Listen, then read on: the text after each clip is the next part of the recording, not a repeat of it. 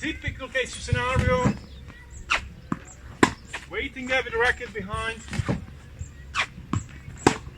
completely lost. One more. Hi there, it's Jan here, and in today's session I'm going to show you how you can improve your timing, your backswing on the forehand.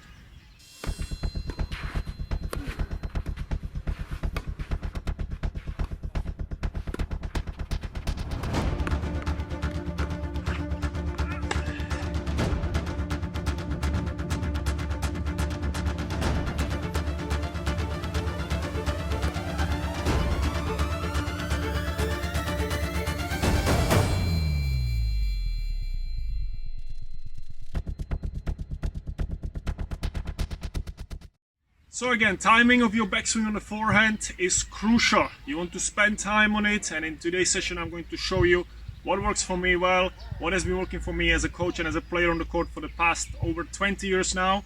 And again, I'm going to show you some shots where I'm not really focusing on the right timing, and then let's see if I can do that. And then I'm going to show you the shots where I'm really focusing on the timing. Now, what I want you to take away from this session is, again, we're gonna model it on the pros, we're gonna model it also on the way I play, of course, obviously, because again, every time I enter the tennis club, I'm just always sitting there writing the notes and stuff, and I'm working with the players, the club players, they work with me, the adults, and they usually have the very similar problems, the very similar kind of mistakes. So if you do have this mistake that you don't know how to time the backswing, then this session is for you. So basically, many times we see a player who is running and already with a racket here. So they are running with racket here, and then they're losing that kind of momentum, because if you're running with a racket already in that position, then you're not gonna generate again that effortless feel, that stretching movement, and that elastic feel movement that I talked about in the previous session. And you're gonna again end up pushing, and you're gonna be getting tired, using the right biomechanics, nothing. So the number one step is, what you want to do here, which I'm gonna show you when I'm hitting, but just remember this one. You got a racket, you're in a ready position here, the ball is coming, let's say, to the right hand side corner. So first you get into position, but you're not gonna start getting that full backswing yet. All you're gonna do is you're gonna get racket into this position, so you start turning your shoulders, obviously, so the upper part of your body follows the ball, yeah? And the racket is kind of aiming up right now, here. Yeah, I'm still moving, I'm still getting into the position, chasing the ball. When I have the position, this is when I'm still here, so I'm doing the last step on my right leg. Let's say I'm having the open stance on the right leg, the modern forehand, and I'm still pointing the racket up, as you can see. If it's either here or like this, some players are more like this. I think when I play my match, I'm also lifting a bit more like this. I have this kind of angle, whatever, but I'm still here. I'm not here yet when I get in this position, so I'm not here, yeah? I'm still here, still up. When I'm making the last step on my right leg, this is the signal, this is the moment when I start getting into the backswing, yeah? And then from there, I'm gonna release everything into it, obviously. Big backswing, stretch, let it go, yeah? So I'm gonna show you when I hit, and just try to get into that feeling, into that relationship between my right leg, the last step, but I'm still here with the racket up here, facing that fence right now, yeah? And only then, when the ball starts coming to me, so you have about between from the time when the ball bounces until it gets to the peak, yeah? That's what you have to be able to do that backswing and manage to get there, still hitting the ball waist high, yeah? Or as soon as you can. You don't want to hit it when it's too late, when the ball is dropping, as we know, nice and high, as early as you can. So this motion is really fast. There is not much time to be spent here, yeah? But it's important not to rush it. You see the pros, all of them. They are waiting here until the very last millisecond, then this is very fast. And this allows them again to really be super explosive. Yeah? Tommy Robredo, fantastic forehand. You can see how much he was waiting there, still waiting there, then bang. Yeah? So let's get into the hitting right now, and I hope you're gonna get it. But it's important again, it's about training and getting under your skin. It's like, for me, it's so automatic, but it's about not rushing, and then you're completely disconnected here. Now, you want to really be in control, and then it's always the first body, then the racket comes. Remember that, yeah? Let's get into it. First, without the good timing, okay? So, again, no momentum, nothing. typical case scenario.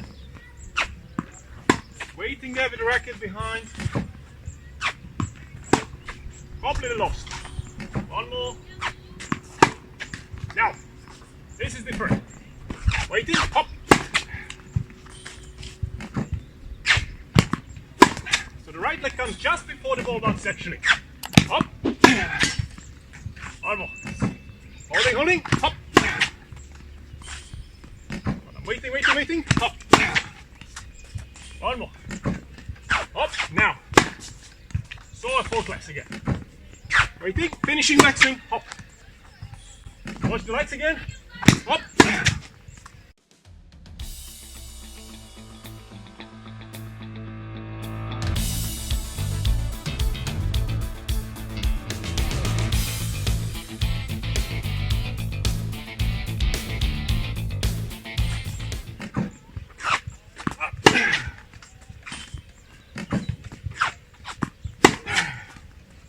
Much better. You see, there is so much time.